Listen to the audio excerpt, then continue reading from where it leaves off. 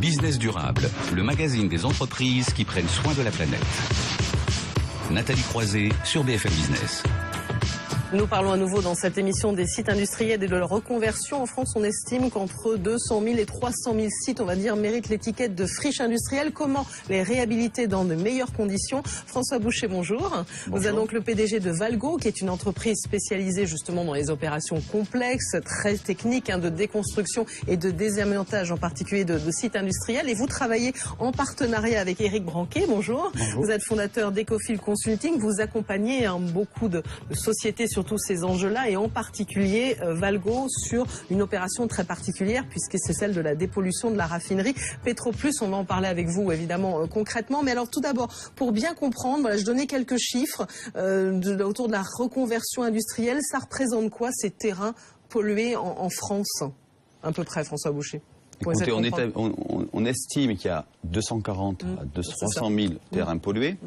Ensuite, il y a des terrains pollués, c'est ça qui est quand même intéressant à savoir, qui sont bien placés en termes d'immobilier et d'autres qui sont moins bien placés. Donc, dans un premier temps, le marché fait que, la tension du marché fait que, on travaillera d'abord sur des terrains qui sont bien placés. C'est quoi un terrain bien placé? C'est un terrain placé près d'une grande ville en général, ou c'est un terrain qui peut intéresser un industriel parce qu'il est bien positionné par rapport à des autoroutes ou à des voies ferrées, etc. Voilà. Donc, des terrains, 260 000, travaillons, disons, plutôt sur une base de 10 000 à 20 000 terrains, mais le chiffre total, c'est vrai, est impressionnant. Le chiffre total est impressionnant. Alors, Éric Branquet, c'est vrai que souvent, je le disais même quand je présentais l'émission, la loi Allure, qui dit qu'il faut inciter à cette reconversion. Bon, j'allais dire, quand je regarde ça de l'extérieur, je me dis que peut-être tous les sites ne sont quand même pas aptes à être totalement transformés. C'est peut-être pas si évident que ça. Complètement. Alors, ils sont à la fois pas aptes à être transformés, mais est-ce qu'il y a un intérêt aussi à les transformer? Si vous avez, comme François Boucher vient de le dire, des sites qui sont placés historiquement dans le Jura, par exemple, il n'y a pas de pression foncière, il n'y a pas de futur pour ces sites. Par contre, à l'inverse, et la loi Allure est un élément moteur, lorsque vous avez des mécanismes complexes, réglementaires, administratifs, qui peuvent être des freins à la reconversion, un processus de type loi Allure va permettre qu'un site qui potentiellement, par rapport à un certain nombre de freins, notamment juridiques, peut être transformé.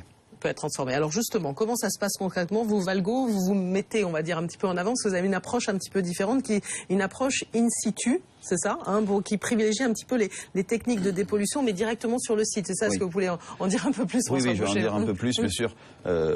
Historiquement, si vous voulez, c'est un métier nouveau, la dépollution. Dans un premier temps, quand on n'arrivait pas à trouver les technologies, parce qu'elles ont mis beaucoup de temps à évoluer, ces technologies, c'est pas simple, on prenait les terrains, les terres plutôt, on les évacuait dans des centres d'enfouissement.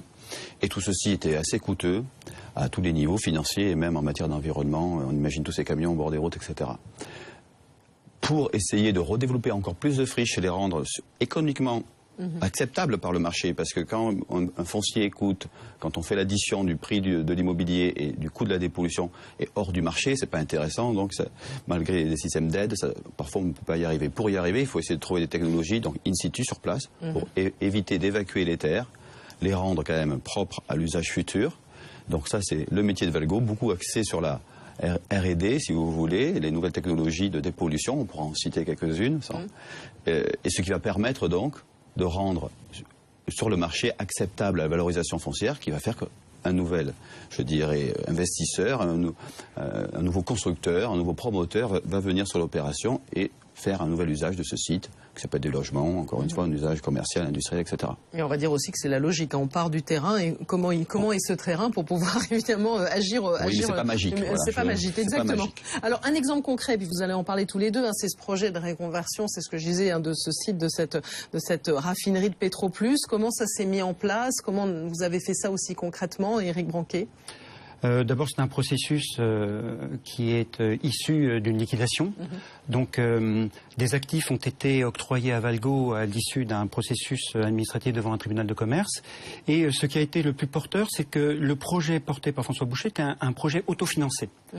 Ça veut dire qu'autofinancé, il l'était parce qu'il y avait une maîtrise des techniques, notamment de dépollution in situ. C'est-à-dire que si on partait dans une logique qui est une des autres familles de la gestion des sites hors site, des terres hors site, on n'arriverait pas à un équilibre économique. Or là, comme François l'a rappelé, il s'agit d'avoir une possibilité de reconvertir pour un usage industriel à un coût qui soit acceptable d'un point de vue charge foncière générée. Si on génère de la charge foncière au prix du premier arrondissement dans Paris, il est clair qu'il n'y a pas de futur. Donc en fait, le projet a été équilibré parce qu'il y a une grande maîtrise technologique, des techniques in situ qui vont être développées sur le site. Clairement, nous avons entre 10 et 15 000 mètres cubes de produits pétroliers à récupérer et ce sont essentiellement des techniques par pompage, par ventilation, par déplacement des masses grâce à des effets thermiques, sont donc essentiellement des techniques de in situ qui vont être privilégiées. Et alors François Boucher, c'est ça, vous avez repris la totalité du site et puis ensuite voilà, vous l'avez pour un coût. Technique, il faut parler un petit peu aussi développement, tout simplement, économie on va dire. Cette opération, elle est possible quand vous avez des partenaires qui vont venir réinvestir parce que quand on explique aux vendeurs, on va dire que ce soit un mandataire liquidateur ou un industriel par exemple, qui souhaite vendre, il faut lui parler du futur. Il ne faut pas uniquement lui parler de comment on va lui enlever son problème, son passif, on va dire. Comment, il faut lui parler du futur. Et puis il faut justifier aussi parce que ce sont quand même des millions d'euros qui sont quand même mis en jeu derrière tout ça aussi. Beaucoup d'argent qui sont mis en jeu sur une opération comme ça. Il y a au moins 40 millions d'euros de travaux, rien que pour remettre le site compatible avec un usage. Et encore 40 millions d'euros, c'est pas beaucoup, j'allais dire, dans certains cas. Ça, c'est juste la partie des dépollutions. Derrière vont être investis 200 ou 300 millions d'euros de reconstruction. Vous voyez, c'est une opération qui pèse. Et effectivement, c'est grâce aux partenaires qui donnent le futur visage du site qu'on peut aussi déterminer la nature, c'est assez compliqué, la nature des travaux qu'on va faire. En gros, on va adapter les travaux à ce qui va être construit plus tard. Ce qui veut dire, pour donner un exemple, je veux dire, assez trivial, que si vous allez construire un grand centre avec une crèche sur tout le site, bien sûr, on va devoir dépolluer beaucoup plus par rapport au risque. On imagine tous ces enfants qui sont en permanence sur un site qui a quand même un passé pollué. Que si vous faites un grand site industriel avec des protections, etc., ça va coûter moins cher à dépolluer. Et donc l'industriel, ça peut se faire sur un site très pollué, on peut mettre une crèche, une école. Oui, on peut le faire, on pourrait le faire, mais ça coûterait beaucoup plus cher à dépolluer. Et après, ensuite, c'est encore l'adéquation financière. Est-ce que ça va avoir financièrement le coût de le faire? Donc, c'est une opération qu'on mène avec deux gros industriels, un du bâtiment, un de l'énergie, qui permet, je dirais, de faire en sorte que 250 hectares vont être développés. C'est une très très grosse opération en France pour la société, pour je dirais aux yeux des pouvoirs publics aussi. C'est un exemple.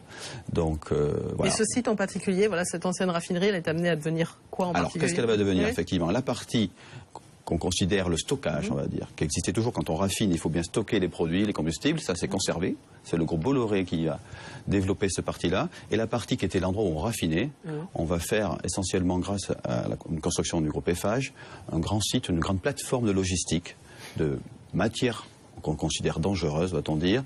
Donc c'est on va récupérer des containers, les trier, où il y a des produits dangereux, les réexpédier par voie, je dirais, autoroute, ou ferroviaire, selon les cas de figure, selon la nature. Ça va employer environ au total 300 à 400 personnes qui sont estimées. Et Valgo aussi conserve une partie, parce que quand on fait une opération, on aime bien conserver notre partie, donc on conserve une partie laboratoire, et aussi une partie bureau, et également un petit cluster à l'échelle des grands clusters qu'on voit fleurir aujourd'hui, un petit cluster d'entreprises innovantes dans nos métiers de l'environnement. Parce qu'on occupe des bureaux, il y avait des bureaux donc, qui étaient assez importants. Donc on a essayé de trouver un usage et on va faciliter avec les pouvoirs publics des créations de start-up dans nos mondes à nous finalement. Donc finalement voilà, c'est aussi un enjeu finalement économique dans tout ça. Et un mot quand même Éric Branquet, parce que vous aussi vous avez travaillé sur la réhabilitation de beaucoup de sites, là vous accompagnez en particulier Valgo. C'est vrai qu'on parle beaucoup de cette dimension de R&D, les appareils en particulier, mais il faut penser à l'humain aussi dans cette histoire-là. J'imagine ça c'est quand même central évidemment, on a quand même des Complètement, alors l'humain c'est d'abord et avant tout la protection des personnes, c'est-à-dire comme François Boucher vient de le dire, c'est réhabiliter le site pour le mettre dans un niveau résiduel de pollution qui soit compatible avec les usages, ou présent ou futur. Mais il y a aussi une autre dimension, par exemple, concernant le risque, c'est la perception du risque. Le risque réel résiduel par rapport au risque perçu, le risque perçu est généralement très supérieur au risque réel à revenir sur un site. Donc ça, il faut faire coïncider les deux, et c'est la démarche de la communication que nous avons aussi autour de la réhabilitation des sites pollués. Alors, juste un mot, Valgo, vous êtes en plein développement, j'allais dire, c'est un marché aussi qui a un fort potentiel aussi. C'est un marché qui a un fort potentiel, on vient de citer les chiffres du nombre de friches, et puis c'est un marché qui est lié à la réglementation et aux facilitations de la réglementation, parce qu'au départ c'est un nœud, on va dire, c'est une grosse pelote très compliquée à traiter. Je sens que vous avez un peu plus de 10 ans d'existence, vous avez vu l'évolution. Il fallait donc améliorer ces techniques, il fallait aussi que les lois permettent aux industriels de céder plus facilement leur terrain. Oui. Sinon, il est gardé, il est gelé, on va dire. On continuait à construire donc autour des terrains industriels. Ils avaient des inquiétudes, évidemment. Ils avaient beaucoup d'inquiétudes. Donc la loi Allure notamment a simplifié beaucoup de choses dans la relation entre le futur acquéreur et le vendeur, donc l'industriel souvent ou le propriétaire du terrain, va-t-on dire. Et tout ça a fait que effectivement le marché se développe. Ensuite, on est quand même encore dans un phénomène de crise, on le sait bien, économique. Et le marché d'immobilier, malgré toute la demande de construction de logements, n'est pas encore euphorique comme tout le monde le souhaiterait. Mais quand même, Donc, une hausse de 60% de votre chiffre d'affaires quand même. Et là, vous prévoyez quoi? Dépasser les 40 millions d'euros de chiffre d'affaires? 40 millions de chiffre d'affaires, ça c'est sur la prestation, les travaux. C'est sans compter les investissements immobiliers, parce qu'on sépare les activités. Mais ça donne une idée de la masse de travaux qui sont effectués, de dépollution, désamiantage. Voilà. Merci à vous. François Boucher, PDG de Valgo, Merci de m'avoir Éric reçu. Branquet, fondateur Merci de d'Ecofil m'avoir reçu. Consulting qui accompagne Valgo. C'est donc la fin de Business Durable. N'hésitez pas à nous retrouver sur le site tout frais, tout neuf, bfmbusiness.com. Très très belle fin de week-end sur BFM Business.